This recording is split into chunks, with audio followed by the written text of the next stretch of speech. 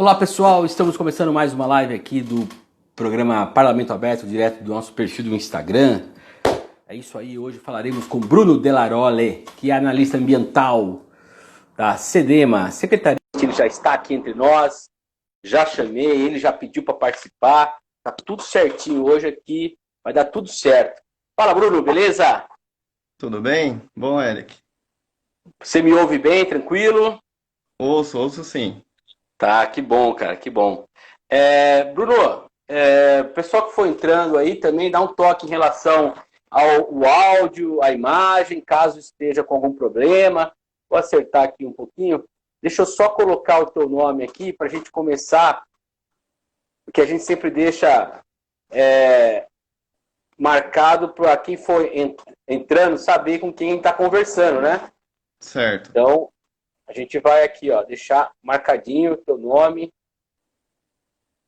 Estou vendo que aqui algum perfil ligado à Cidema já está aqui. Sim. Bacana. Bom, como a gente sempre faz aqui nas nossas lives do programa Parlamento Aberto, o programa Parlamento Aberto ele é desenvolvido na Câmara de Vereadores, voltado à transparência, à participação popular, calcado em alguns eixos, como, por exemplo, a inovação, também na questão da educação para a cidadania. A gente trabalha muito com essas questões. Por isso que a gente traz hoje aqui você para falar desse assunto tão importante, que são as queimadas, né, essa campanha, inclusive, que a SEDEMA desenvolve para tentar apaziguar a situação que a gente sabe que é muito grave por questões históricas, por questões culturais, por questões de clima, por questões ambientais, enfim, né, produtivas em certa época, né, de certa maneira, também as pessoas que dependem até da queimada por uma questão de produção, e a gente vai falar muito disso aqui hoje. Mas antes, Bruno, eu preciso só passar umas informações em relação aos números da Covid em Piracicaba, tá? Como o pessoal sabe, né, o pessoal está acompanhando aí tanto o governo do estado quanto o governo municipal. Na semana passada, né, Piracicaba tinha saído da condição de fase 1, né, estava na fase 2 para o governo do estado. Então, o governo do estado dizia o seguinte: Piracicaba tem condições de estar na fase laranja. E aí, a prefeitura, ou seja, a fase laranja permite abrir alguns comércios, como concessionárias, imobiliárias, lógico, com várias restrições, mas a prefeitura decidiu não utilizar essa abertura da fase 2, da fase laranja, se manteve na fase vermelha como a gente está. E hoje, o governo do estado anunciou que Piracicaba está oficialmente na fase vermelha. Ou seja, não existe mais fase laranja, nem para o governo do estado mais. Piracicaba está com 84% dos leitos de UTI ocupados. É um dado considerado grave. Nessa semana, nós tivemos aí a informação de que a cidade passará, né, o estado, né, a cidade de São Paulo, passará a receber pacientes de Piracicaba lá no hospital de campanha do Ibirapuera, tá? Então, assim, quando isso acontece, é porque realmente o sistema de saúde não está comportando a quantidade aí de casos que são confirmados, pessoas que precisam de tratamento. E de ontem para hoje tivemos mais 2 óbitos, tá? Chegamos a 150 pessoas que faleceram por conta do Covid-19. Eu já pego aqui, mas também eu aqui tive um pequeno problema técnico um pouquinho antes de entrar aqui e acabei não conseguindo pegar os dados completos. Vou ver se eu acho aqui agora para poder passar. Mas mais de 130 casos em Piracicaba, de ontem para hoje. Piracicaba já passou dos 5 mil casos de Covid, então a situação realmente não é das melhores. E por isso que a gente aqui sempre divulga esses dados para lembrar o pessoal que é preciso manter o isolamento social, é preciso para quem pode ficar em casa, para quem pode fazer home office, porque realmente a situação é bastante complicada. E pelo que eu tenho ouvido, né, e visto na imprensa e tudo mais, dentro do governo do estado de São Paulo, Piracicaba é uma das situações, uma das regiões mais críticas, tá? Então, realmente é algo que a gente precisa aí contribuir de todas as formas possíveis, tá, gente? Então, quem puder, fique em casa. Então, 150 óbitos, 5.408 casos confirmados, 1.699 pessoas que precisam de tratamento em Piracicaba, certo? E além de 993 suspeitos, ou seja, o coronavírus em Piracicaba realmente está alastrado, é uma situação muito grave. E é com muito pesar que a gente dá essas informações, viu, Bruno? Mas vamos aqui para o nosso assunto. Primeiramente, gostaria de agradecê-lo pela atenção, ter aceitado o nosso convite e também agradecer pelo esforço, né? Você que não tinha nem aí uma conta no Instagram, foi fazer para participar. Muito obrigado pela sua disponibilidade e aqui poder, uma hora desse dia aqui, para a gente conversar desse assunto das queimadas, tá? Eu que agradeço, Érica. Eu agradeço o convite aberto, né? Agradeço a Câmara dos Vereadores, né, pela oportunidade de a gente poder falar desse tema que é importante, né? Que é a questão da queimada, né? E Beleza, vamos destrinchar aí esse assunto aqui. Pessoal que for chegando, sejam todos e todas bem-vindos aí, bem-vindas, e vamos lá. Para começar o nosso papo, eu queria que você me falasse primeiro o problema. Vamos falar das queimadas. Qual que é a nossa realidade hoje em torno das queimadas, sobretudo nesse período que nós estamos vivendo, embora tivemos essa semana, eu até comentei aqui com algumas pessoas, falei, nossa, é estranho chuva em junho, em julho, né? Até tenho visto chover nesse período, mas a gente sabe que é um período de estiagem, né? E aí é entre fevereiro a setembro, né? É um período aí de estiagem que tem na cidade, mas choveu. Mas passa para nós o que é esse problema hoje em Piracicaba das queimadas. bom, o que acontece, Eric? Na verdade, sempre que tem esse período de estiagem, né, a tendência de as queimadas piorarem é muito grande, né? De ter mais focos de queimada é grande, né? Por causa do tempo, o clima, enfim, que facilita alastrar o fogo e em pegar o fogo, né? Uhum. E assim, para a gente poder introduzir, né, o que que é a queimada, né? Isso depende do cenário, né? Pode ser uma queima intencional ou não, né? Pode ser acidental também, né? Certo. Pegar em um lote ou uma floresta, enfim. E com a queimada, o que acontece? Ela emite algumas substâncias que são poluentes e trazem prejuízo à saúde. Tá aqui que é a questão do material particulado. E Bruno, tá cortando um pouco o som, cara. Se você puder. Ela tá aqui até tá falando, tá tendo alguns ruídos no áudio. Eu não sei se você tá com fone. eu posso usar um fone aqui. Eu acho melhor colocar o fone, cara. Tá, Porque realmente tá dando e aí tá cortando. Eu mesmo perdi algumas questões que você apresentou aí. tá. Colocando o fone aqui. E até umas perguntas aqui, inclusive, né? Depois eu vou fazer as perguntas. Cláudia Novoletti, obrigado por participar. Eu vou fazer as perguntas que forem aparecendo. Melhorou? Tá ouvindo? Agora tá melhor, para mim tá melhor. Certo, Pessoal aí, tá melhor o áudio? Eu acho que pode continuar. certo. Então deixa eu só retomar. Então, a queimada, assim, a definição de queimada, né, ela é uma queima que ela é intencional ou acidental, né? Que pode acontecer em lotes, florestas, né? E a queimada, ela emite alguns poluentes, né? E eu posso estar citando alguns aqui, que são o material particulado, que tem a fuligem, né?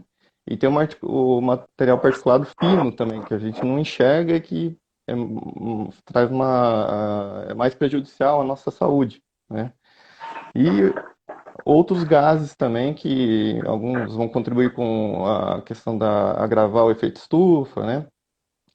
E aí, então, assim, eu até tenho aqui alguns números, né? É, números de ocorrências de queimadas, né? A gente tem o Instituto Nacional de Pesquisas Espaciais, que é o INPE, né? Ele faz um controle diário de queimadas, né? e com, acho que são cerca de 7 ou 8 satélites que ficam monitorando. E do período de 1 de janeiro até 14 de julho, que foi quando eu pesquisei, foram 164 registros de ocorrência de queimada, né? E tem um detalhe, né, Isso no que território de Piracicaba. Piracicaba, exclusivamente Cento e Piracicaba, sessenta e quatro. 164 ocorrências, né? Uhum. E eles colocam ainda lá no site, né, detalhe no seguinte, que pode ser que focos menores não consiga estar captando, né? Questões, às vezes, tem nuvem na frente do satélite, então pode ser que o número de ocorrências seja maior ainda, né? Então, esse site do INPE, né, que quem tiver mais interesse, é só colocar lá no Google INPE, né, INPE Queimadas, aí você já consegue entrar no site para poder pesquisar esses números, né? É bem interessante para ter uma noção geral, assim, né? Inclusive, assim, eu olhando aqui o mapa, né? é, o próximo lá da região do Tanquã tem bastante foco que dá para ver aqui, e nas áreas fronteiriças, a área urbana de Piracicaba também tem bastante foco, né? Ah, a gente, assim, não tem o local, assim, se é área de cana ou não, pode ser que seja, né? Entendeu? Entendi. Agora, só para antes da gente caminhar nisso aí, a gente sabe que em termos nacionais, tá? Não estamos falando aqui de Piracicaba, mas em termos nacionais, existem várias críticas de mudanças da maneira como o INPE tem atuado, né? Por conta aí do governo federal, que está, pelo menos até você pode me ajudar nisso daí, porque eu tenho visto assim muitas reclamações de organizações não governamentais em torno dos dados de queimadas. Esses dados hoje, você acredita que eles são confiáveis? Não estou aqui duvidando, né, da sua informação, mas estou colocando esse assunto em voga porque é um assunto nacional, isso tem sido discutido, né? Uhum.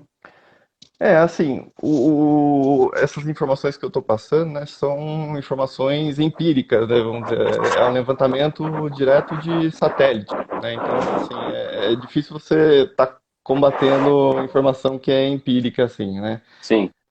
mas complementando já essa situação nacional, acho que é importante dizer porque até colocaram hoje no grupo da Secretaria, lá da SEDEMA, né, que foi emitido um decreto federal, né, de número 10.424, e ele estabelece que é proibido a queimada, né, em território nacional por 120 dias.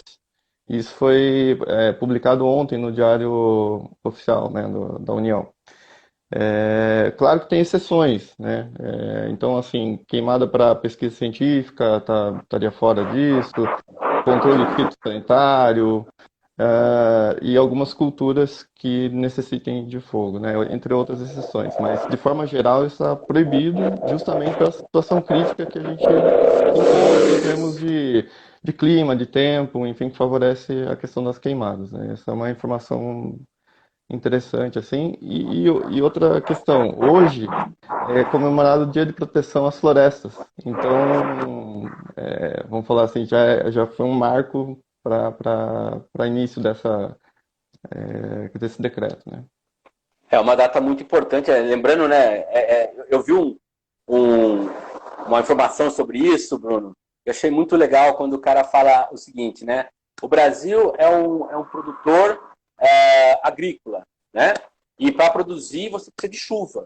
E chuva só tem chuva com floresta. Então, se você quer ter alimento, tem que proteger a floresta para poder ter chuva, né? Sim. Que é fundamental aí para todo o nosso ecossistema e por isso que a gente está falando sobre esse assunto. É claro que aqui na nossa região eu sei que a questão da mata nativa ela tem aí poucos lugares de remanescentes de mata nativa, mas é evidente que você tem lugares aí de recuperação e de proteção ambiental, né, que precisam ser preservados. Agora, Piracicaba é muito grande, né? Uma cidade não só em termos urbanos, mas o território da cidade é grande. No material que você mandou aqui para gente, você fala que a décima, né, tá mostrando aqui que é a 16ª cidade em território no estado, né? No estado de São Sim, Paulo. sim. É muito grande. Estamos falando aqui de 1.378 quilômetros quadrados. Nem faço ideia quanto seja, né? Mas é o tamanho de Piracicaba. E aí, cara, dentro disso que você colocou, de queimadas que são acidentais e queimadas que são criminosas, no sentido de elas são induzidas, né? Como conseguir saber quais são com um território tão vasto, como que é a estrutura que vocês têm, né? Além disso que você falou do INPE, né? Mas assim, a estrutura de terra mesmo para conseguir fazer essas averiguações.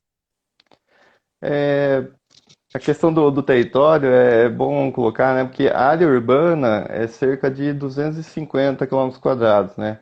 Então, só para você ter uma noção, a área, né, rural seria 4 vezes maior que a área urbana. Então, se a gente imagina que já a área urbana já seria grande, imagine a área rural. Realmente é um município muito grande. Isso para a gente ter uma noção da dificuldade de Piracicaba ter um controle, um monitoramento sobre essa questão, né, entre outros, né? Um pouco mais de 20% é urbano, o resto, 80% é o rural, né? Rural, Se for sim, nessa. exatamente. Pode continuar. E o que acontece? É um trabalho integrado, né? Então a gente tem ações que é por parte da prefeitura, tem ações que são parte do estado, né? Então, a gente tem assim uma divisão de responsabilidades, né, de tarefas, né, para poder tentar minimizar essa situação, né? Então a gente tem assim, primeiro a polícia ambiental, né, que ela tem um trabalho muito forte, principalmente na área rural, né? Ela fiscaliza, né, as queimadas irregulares, às vezes em plantios de cana, ou os incêndios criminosos em área de APP, né, áreas de floresta, né? Já em área urbana, fica mais a cargo do pelotão ambiental, que está ligado à Guarda Civil Municipal e à SEDEMA, né? Então eles fazem fiscalização de lotes queimados, de áreas de APP que estejam em área urbana, né, ou ali floresta, né, que esteja em área urbana, né? E a gente também tem a fiscalização dos fiscais, né, dos serviços públicos, né, que eles recebem as solicitações via 156, né, que é o Serviço de Informação à População, dos lotes que eventualmente o pessoal coloca fogo, né. Além do trabalho, lógico, do Corpo de Bombeiros, né, que eles ficam com essa questão aí de emergência, né, de controlar o fogo, extinguir o fogo, né, a Defesa Civil também, de acompanhar essa situação, se for preciso isolar a área, enfim, né, e da Guarda Municipal, né, de se necessitar retirar pessoas, animais, né. Então, é esse trabalho integrado que existe no município para tentar minimizar essa situação. Caramba, você citou acho que uns 6, 7 órgãos aí da prefeitura, né, e também do Sim. estado para conseguir fazer esse monitoramento, né? E assim, quando você, pela sua experiência de atuação na SEDEMA, quais são os casos mais comuns que existem de queimadas, né? Uma coisa que né, minha família tem chácara, né? Uma coisa que eu vejo muito o pessoal que, ao invés de carpir ali o lote, prefere botar fogo, aí não consegue controlar aquele fogo vira, né, vai para além da chácara, daí, a hora que viu, já pegou mais outra região, né? Como que, pelo menos é algo que eu vejo muito comum. Mas o que você pode falar da sua experiência dentro dos casos que você já teve contato?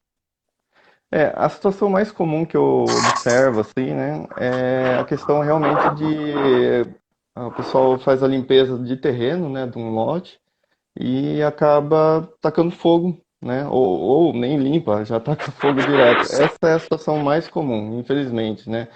E assim, é um risco para quem mora próximo, né? É, aquela questão afeta o microclima, né, ali, o município em si, porque gera fumaça, material particulado, os poluentes, né? Então, essa questão dos lotes eu vejo como uma situação mais comum, né? Mas tem também situação de repente, ou áreas rurais, ou áreas mais afastadas, que o pessoal coloca fogo em lixo, né? Resíduos em geral, né? Tem situações de pneu, inclusive, né? E para todas essas situações, né, a questão do resíduo, do pneu, a Sedema tem estrutura para poder estar destinando, né, então, esse material, né? A gente tem ecopontos, né? Se eu não me engano, são 8 ou 9 ecopontos espalhados na cidade que podem receber resíduos, né? Madeira, tem até galhos, enfim, outro entulho, né? Ou o próprio pneu, né? A gente tem a central de resíduos, que é onde recebe os pneus, né, e outros materiais. É, então, assim, a gente, na Sedema, né, tem uma estrutura para poder estar minimizando essa situação. Sim. Agora, você falou vários materiais ali, né? Que nem o pneu, que a gente sabe que é muito, ele é muito poluente, porque é borracha, né? Então é você produzir praticamente ali um monte de dióxido de carbono reunido, né? E a hora que você Sim. queima, libera tudo aquilo, né? Mas em termos de material, você citou alguns. Quais são os mais comuns, né? Pneu, lixo e quem mais? Qual mais que você vê? E assim, o que é importante, e que não, como você colocou, existe uma estrutura de destino, né? A gente sabe que, por exemplo, Piracicaba tem hoje uma central de resíduos, né? Então, você tem condições de levar, nem... Eu me lembro, por exemplo, quando ainda tinha lá o lixão do pau queimado, né? Que ainda lá ia para o lixão, tinha todo aquele problema, mas está lá o aterro sanitário sendo desativado e tudo mais. Então, a gente tem uma estrutura na cidade, né? Mas em termos de Sim. material, o que mais você pode citar aí? Só para o pessoal saber, né, o que não pode queimar. Uhum. São as aparas, né, do mato, né, cortado, né, galho, né, cortado de árvores, é, e resíduo madeira, né, então todos esses resíduos é possível as pessoas separarem e encaminhar de forma correta, né. Tem um limite para estar encaminhando via ecoponto, que é de 1 metro cúbico, né, então acima disso já teria que contratar uma caçamba, né, serviço de caçamba, mas para pequenos volumes é possível estar destinando corretamente para não ter esse risco, né? Porque às vezes não é nem a própria pessoa que ali, né, cortou o mato ou, enfim, separou o material que colocou fogo, né? Então, para não ter esse risco, existem principalmente os ecopontos para poder receber esse pequeno volume. Pessoal que está nos seguindo aí, eu vou pedir para quem for produzir a matéria nossa, colocar os endereços dos ecopontos. Eu acho muito importante isso daí, né? Eu digo até porque, como eu falei, por morar em chácara, né? Não moro mais, mas já morei em chácara.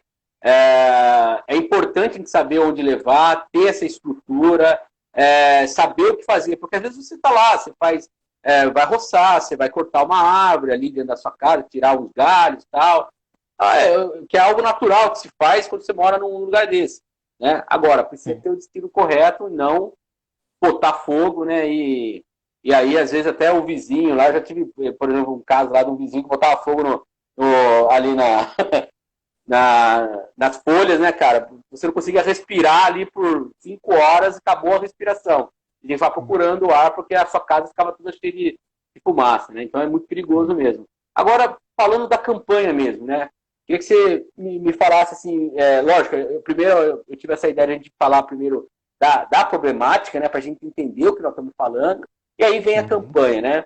Como que ela foi criada, como que ela é desenvolvida, o que você pode falar para nós? É, a princípio é uma campanha informativa, tá? Então ela foi criada ali através da comunicação da prefeitura, né?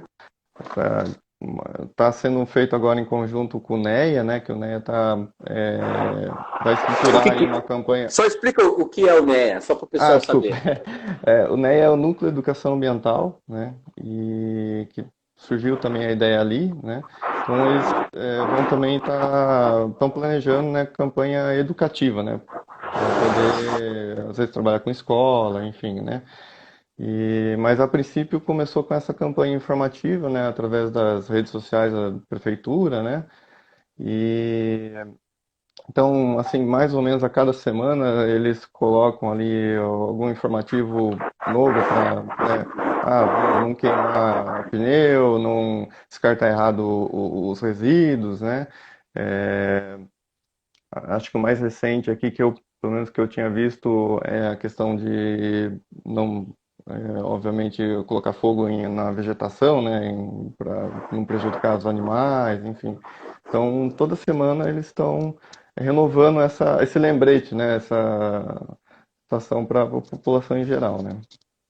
Então, é uma campanha que é junto com, é pelo NEA, o NEA que estrutura isso, e aí ele que divulga as informações. Onde que é É, possível ter essas informações?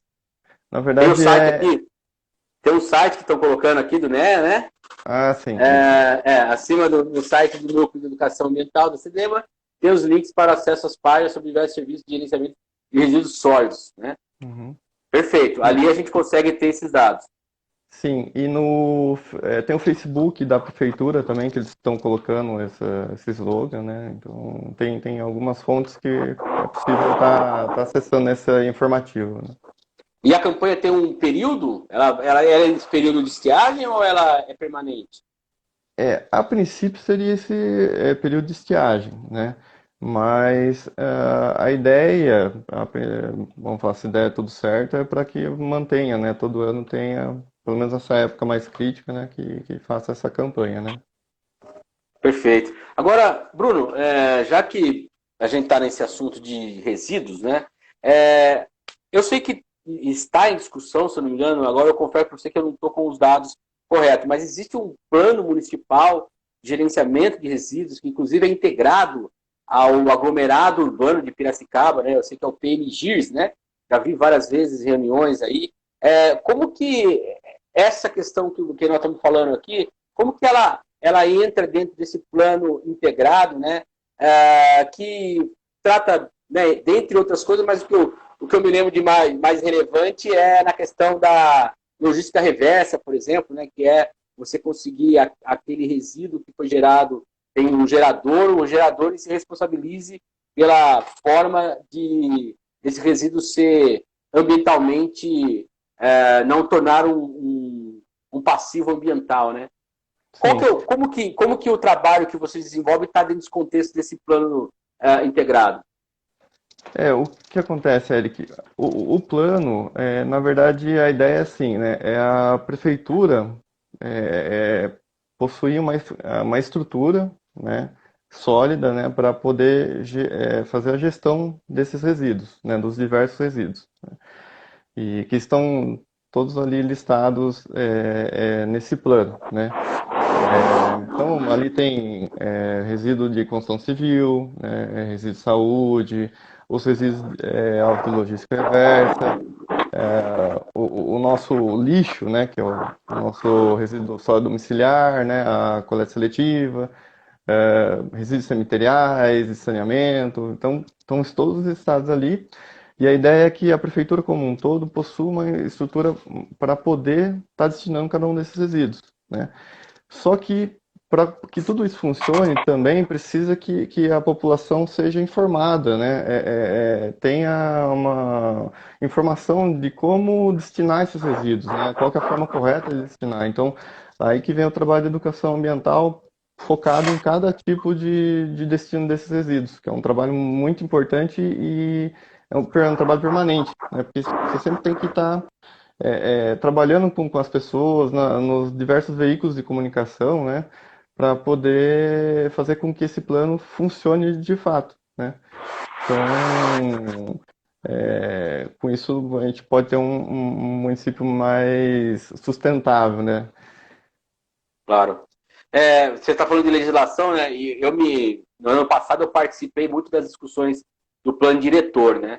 E todos os assuntos, tanto ocupação e questão de edificação, assim como resíduos, né? Plano de resíduos, eles têm muitas legislações que elas precisam estar ali, às vezes elas estão muito jogadas, né? No sentido assim, uma foi feita em 1940, a outra foi feita em 1960, a outra foi feita em 2003, a outra em 95, e aí às vezes não dialogam tal. E aqui tem uma pergunta interessante da Cláudia Novoletti, que eu puxei essa questão da legislação justamente para poder entrar nesse assunto que ela está colocando. E ela está dizendo o seguinte, aqui, ó, muita gente ainda tem o péssimo hábito de atear fogo em resíduos nos seus quintais, aquilo que a gente estava comentando. Isso tem legislação ambiental municipal para coibir? Ela está perguntando isso. O que você pode responder para nós, Bruno?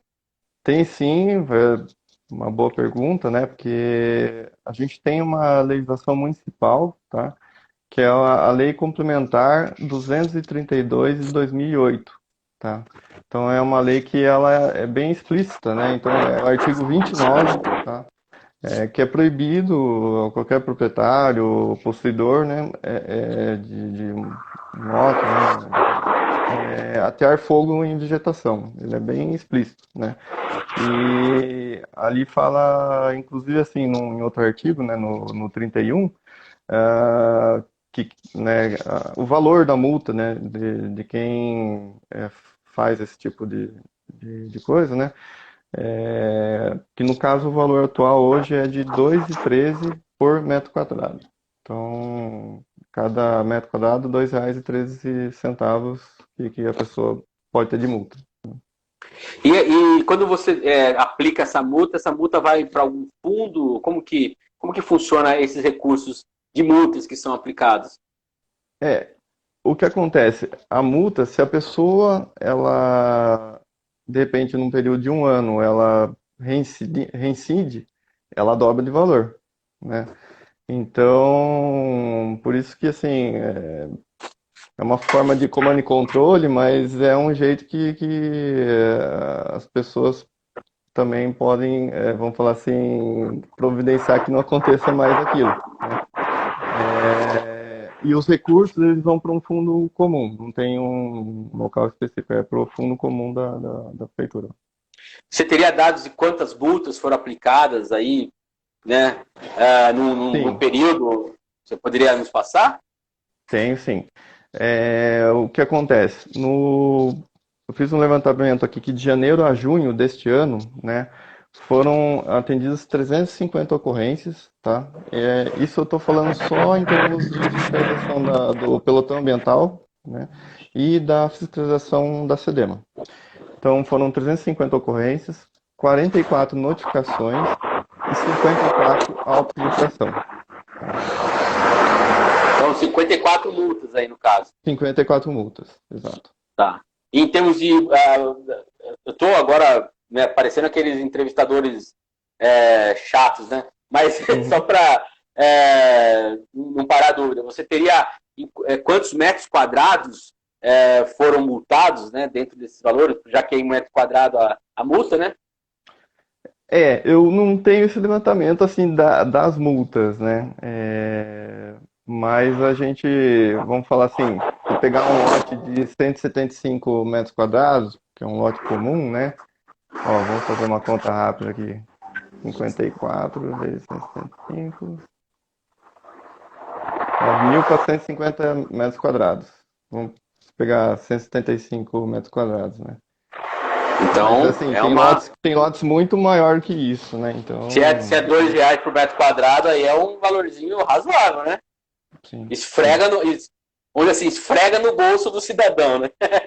Com razão, lógico, porque tem que multar, lógico, não pode. sim, Então aqui não tem como não fazer essa infração. E a Cláudia coloca uma outra questão que eu acho interessante também, que eu gostaria de passar para você, que é o seguinte: qual procedimento a SEDEMA está tomando para recolher os resíduos dos ecopontos e evitar incêndios que vêm acontecendo? Primeiro, esses incêndios vêm acontecendo com qual frequência? E aí, já respondendo a pergunta dela, o que é feito para tentar evitar que isso ocorra? O que acontece, né? A gente tem 8 ou 9 ecopontos, né? E diariamente são feitas limpezas, né? Nesses ecopontos, né? Através principalmente do setor de gerenciamento de resíduos, né?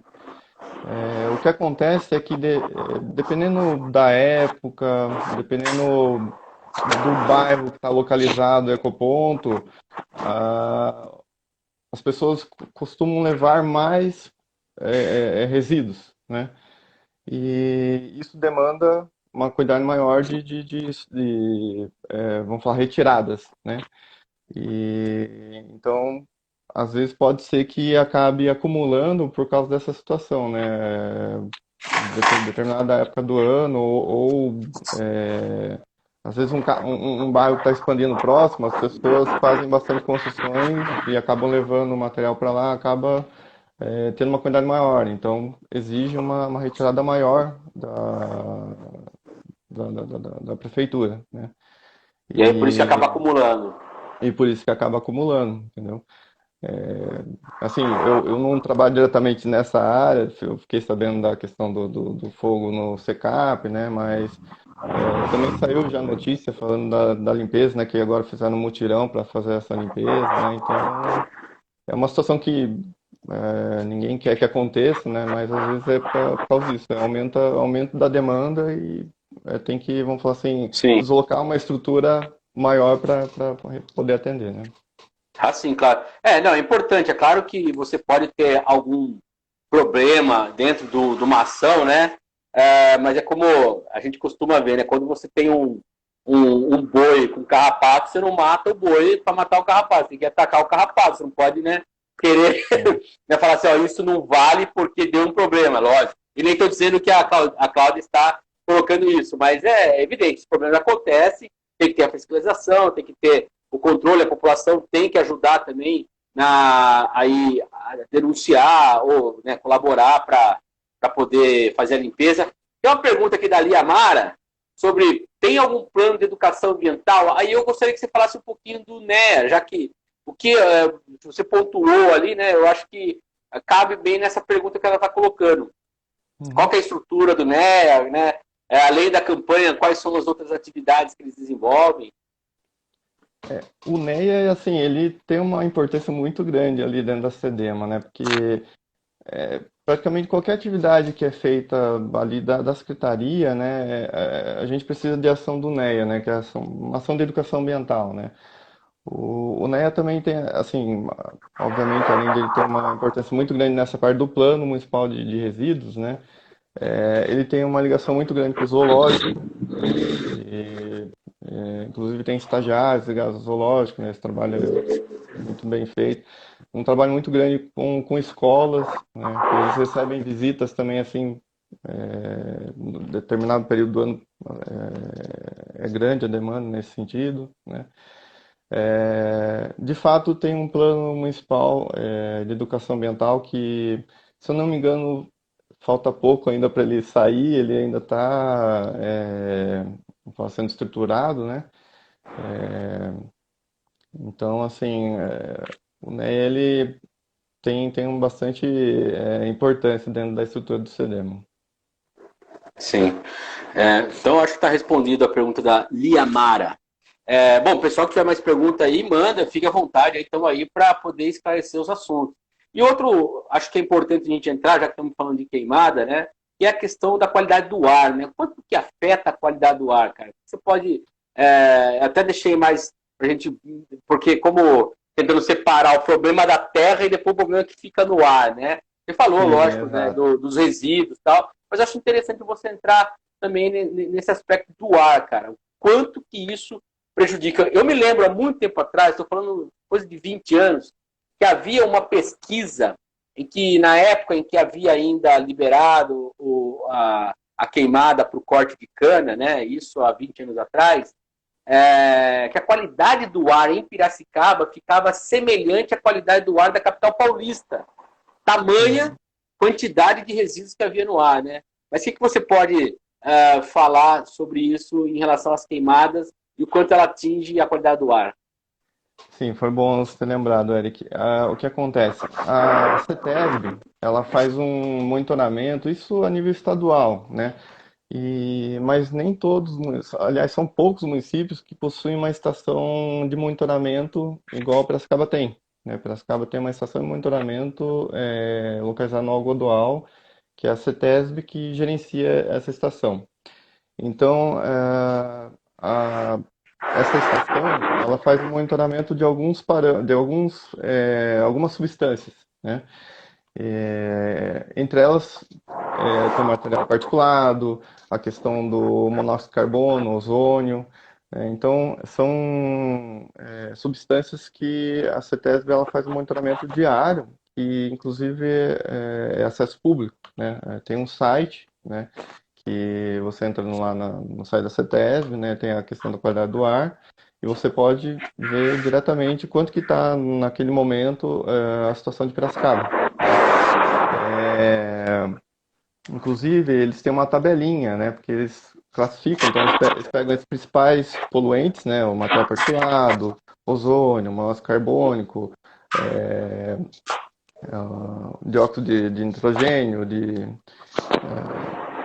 outra que eu não lembro qual que é, mas daí eles fazem uma classificação que vai de boa a péssima, né?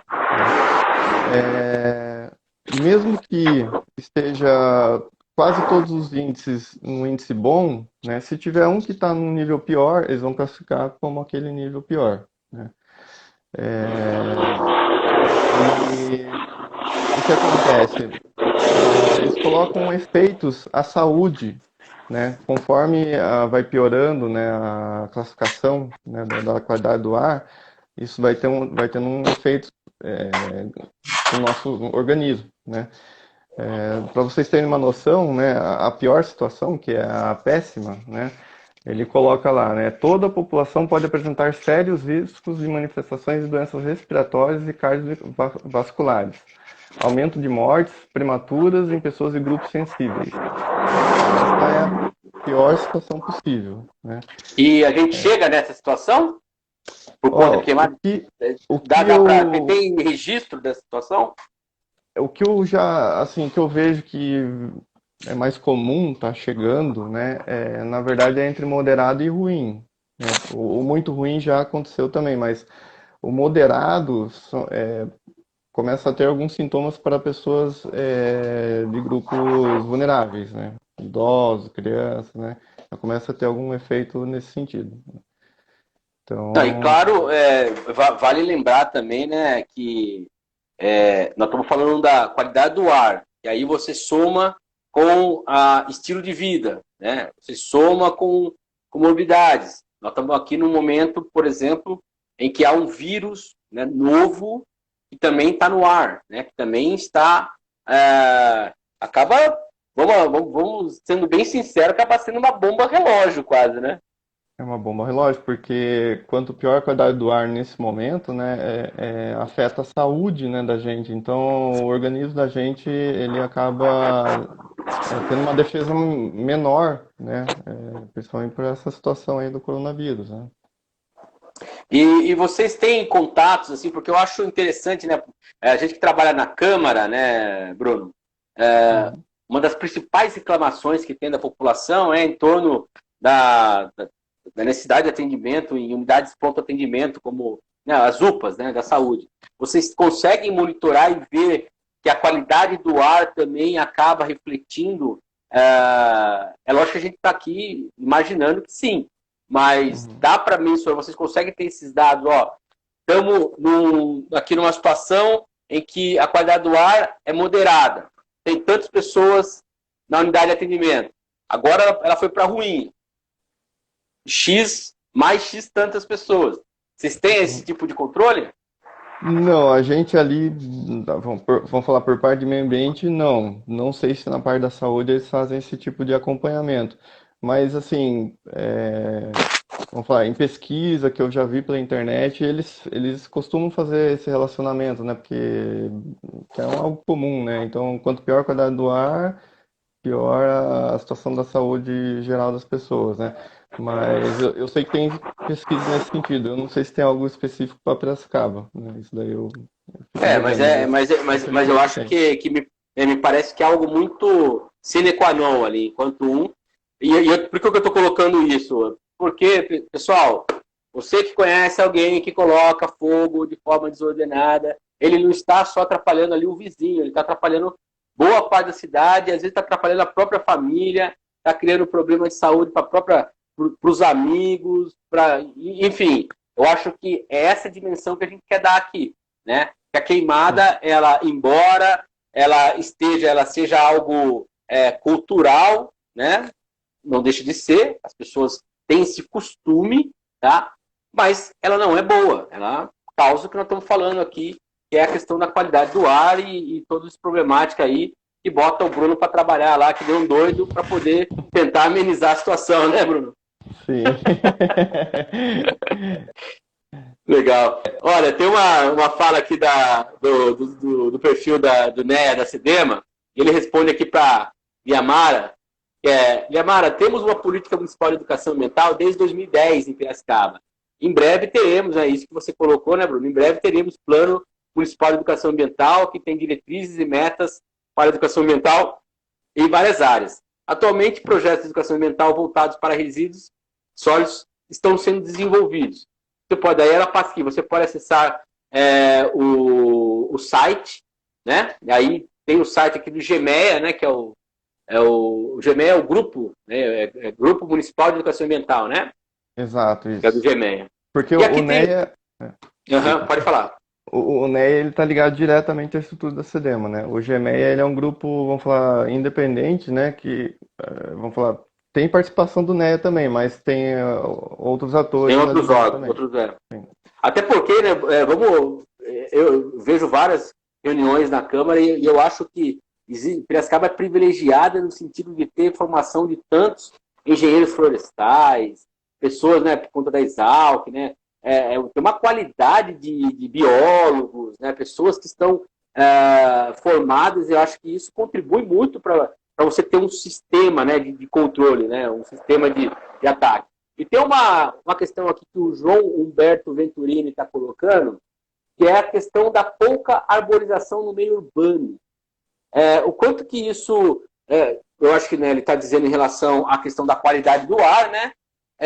Mas também tem a ver com a queimada no sentido de muitas vezes acontece a pessoa ir lá, né,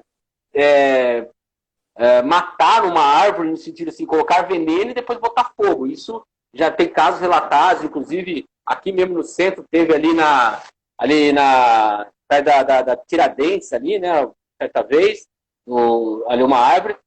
Como que é essa questão com a política de arborização? Qual que é o contato que vocês têm dentro dessa política? É, com certeza a importância da plantio de árvores, né, faz parte de uma prioridade para a CEDEMA, né? Inclusive, tem um plano de arborização que ele está, vamos falar, em andamento, né? Para poder estar, vamos falar, tem que ter um diagnóstico, né? Para ver como está a situação do município, onde que tem mais árvore, onde menos árvore, para poder ter esse planejamento, né? De plantios, né? E a manutenção, que é uma parte, vamos falar assim, de um custo grande, né? Mas uma importância grande também. Então, tem esse plano de arborização que é o que vai estar direcionando, né, a estrutura da arborização para poder estar atendendo áreas que têm menos árvores, né, e áreas que precisam de manutenção, né. Além de Perfeito. que, se a gente falar em termos não só, porque a arborização é mais focada na área urbana, né, mas a gente tem um programa de serviços ambientais, né, pagamentos por serviços ambientais, que é o PSA, que Piracicaba aí está desenvolvendo uma forma assim que está sendo exemplo para outros municípios, né? Que é um trabalho em conjunto aí com o SEMAI, com a SEMA, que estão apoiando alguns agricultores, né? Alguns possuidores de áreas assim estratégicas, né? Para estarem recuperando suas áreas, né, com plantios, né, com aumento de área de cobertura arbórea, né? Então, apesar de não estar na área urbana, né, mas aí está contribuindo como um todo, né? Não, é muito legal o programa de pagamento, né, o PSA, né, o programa de pagamento de serviço ambiental, e também ele diz respeito a uma questão que às vezes as pessoas não se atentam, mas com Piracicaba avançou muito na região norte da cidade, que é ali onde tem o Corumbataí, em termos de edificação, criou uma fragilidade de recursos hídricos, que hoje nós estamos tentando buscar ali na região dos Marins, né, que é mais para a região ali, eu acho que é o oeste da cidade, né, e aí justamente é ali que onde concentra essas ações do PSA, que eu acho um serviço esplêndido, assim, muito legal, muito bacana. Já vi diversos relatos na imprensa, na Câmara também. Eu mesmo já participei de de algumas reuniões de palestra para entender o que era. É muito bacana mesmo, cara. Eu acho que é um baita de um avanço. Agora, E quais são as acaba, principais dificuldades? Fale. e acaba contribuindo com a questão da qualidade do ar, né? Claro, com certeza, com certeza. Porque você vai criar um cinturão verde aí, né? Não tenha dúvida. Sim. Agora, a gente tá com 50 minutos já de live, cara, é 1 hora, parece que demora, né? Parece que 1 hora é longo, mas a gente vai conversando e acaba passando. Quais são as Uhum. principais dificuldades que você tem, assim, que no seu serviço você fala... Porque a questão do meio ambiente, cara, eu vejo assim, né? Todo mundo... É que nem educação, saúde e segurança. Ah, você é a favor da educação? Sou. Você é da saúde? Sou. Da segurança? Sou. Todo mundo é. Mas na hora de aplicar, não, peraí, aqui vai acontecer um problema aqui, outro ali, não, aqui não pode, porque eu estava pensando em fazer aqui um loteamento e acontecem essas questões. Cara, quais são os desafios que vocês têm dentro aí da CEDEMA? Porque eu sei que a maioria dos servidores aí, sobretudo o pessoal de carreira, são pessoas abnegadas, com conhecimento, gostam daquilo que fazem. Por isso que eu gostaria de um relato seu. Quais são as principais dificuldades que vocês têm? Assim, eu acho que uma situação que é comum, e eu não falo só pela prefeitura de Piracicaba, que eu acho que ainda é privilegiado, né? Sempre todo mundo vai reclamar da falta de recursos, né? Seja de recursos humanos, recursos financeiros, né? Aham. Ainda mais nessa situação, né, que o coronavírus trouxe, né, na pandemia, né, que acaba né, piorando o problema, vamos dizer assim, né? Então, a questão de falta de recursos, eu acho que é algo comum, qualquer prefeitura vai ter esse problema, né? Acaba que daí, né, vamos falar assim, tem que ter um gerenciamento melhor, né, dos recursos para poder, né, ter vamos falar, um mínimo de qualidade, né, do serviço prestado, né? Questão de falta de recursos, o que mais que eu posso falar?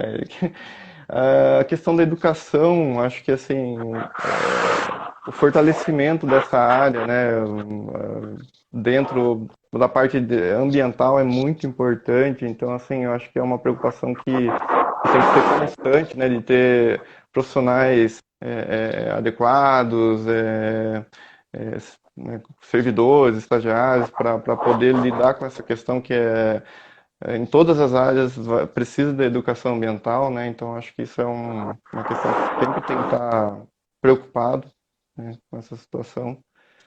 Então, assim, para É, falar os principais. que é a questão de recursos e a educação aí para poder contribuir, ter mais aliados. Eu acho que é isso que a educação é Isso. importante, porque você cria aliados, né? Eu falo também na questão do parlamento aberto, eu sempre brinco que quando eu consigo explicar para alguém o que é o parlamento aberto, ele entende e ele gosta, eu falo, é um aliado a mais ali, é uma pessoa que vai, né? Eu acho que você está colocando é muito nesse sentido aí de você buscar pessoas que também compreendam essa situação, né? E aqui o João Berto Venturini ele tem uma outra pergunta, só para a gente arrematar, ele fala, ó, loteamentos que insistem em ser construídos margeando ou até dentro de APP, são notificados? Há fiscalização nesse sentido, principalmente sobre aqueles que estão próximos aos rios e córregos? Como que é essa situação, cara? A gente sabe que essa eterna briga entre interesses imobiliários e tudo mais, né? E que acabam avançando também nas questões ambientais, né? Mas como que é, respondendo a pergunta do João Berto? Eu não sei até se você se referiu também à questão das invasões, né? Porque é uma situação que foge totalmente ao controle, né? Se você já tendo um plano diretor, um planejamento, já às vezes pode ser que tenha um problema ou outro, imagine as ocupações irregulares, né? Vamos dizer. É uma situação muito complicada que diariamente é feito esse trabalho através do piloto ambiental, tem a fiscalização de obras, né, porque trata-se de loteamento irregular, né. Não é um trabalho fácil porque às vezes pode ser que demore a ter essa percepção da onde estão ocorrendo essas situações para poder ter uma ação e no fim que o problema já fique muito grande, né. Mas assim, é uma situação que ocorre diariamente, né? Essa fiscalização, né? Então, principalmente através do pelotão ambiental, obras, a polícia ambiental também faz esse trabalho, né?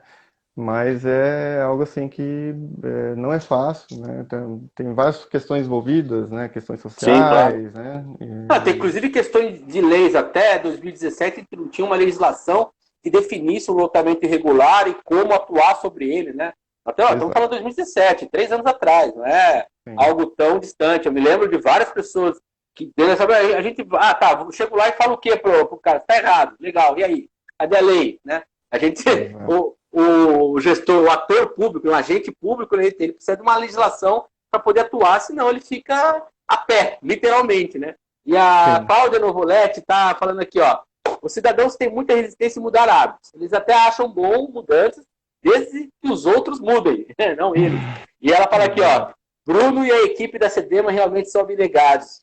Eu concordo plenamente com ela, porque eu conheço outras pessoas também da CEDEMA. O pessoal é sempre muito atencioso, sempre com informações claras. E aí, Bruno, gostaria de agradecer imensamente a sua atenção, o seu esforço de estar aqui com a gente e colocar o Parlamento Aberto à disposição da CEDEMA, inclusive para contribuir cada vez mais aí na divulgação da campanha e de outros serviços que vocês venham a realizar, viu?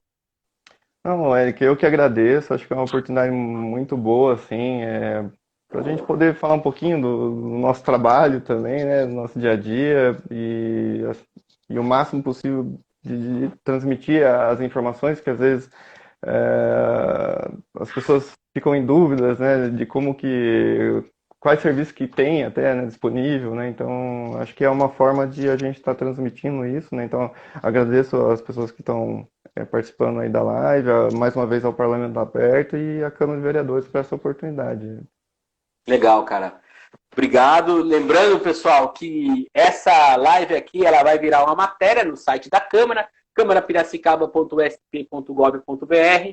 Aqui o vídeo ele vai lá para o nosso site, para o nosso canal no YouTube, no Comunicação Câmara de Vereadores de Piracicaba. E também convido você aqui que está nos acompanhando a seguir aqui o nosso, a mandar para os seus amigos também o nosso Instagram do Parlamento Aberto, porque a gente sempre faz informações relacionadas à transparência, à participação popular, com inovação, com educação para a cidadania. O nosso objetivo aqui é transformar a cultura da política no sentido de ser algo positivo, de busca do diálogo, para que todo mundo possa entender a cidade e entender o que quer da cidade e o que precisa da cidade. Bruno, muito obrigado, viu, cara? Que você tenha muita saúde aí para poder manter esse serviço tão essencial que você faz, viu? Obrigado, muito obrigado, viu, Eric? Você também. E precisando da gente no Parlamento Aberto, é só chamar. Você tem meu contato, fique à vontade, a gente que puder ajudar aqui, estamos à disposição. Pessoal, também faltou um recadinho aqui, ó. Lá no site da Câmara, quando você entra, tem o primeiro link lá, é para você se inscrever na nossa lista de transmissão do WhatsApp. A gente manda informação sobre o que a gente faz no Parlamento Aberto. Pessoal, um bom final de semana para todo mundo aí, um beijo. Bruno, valeu, prazerzão, cara, tamo junto. E Boa. é isso aí. Até mais, até segunda-feira. Tchau, tchau. Tchau, tchau.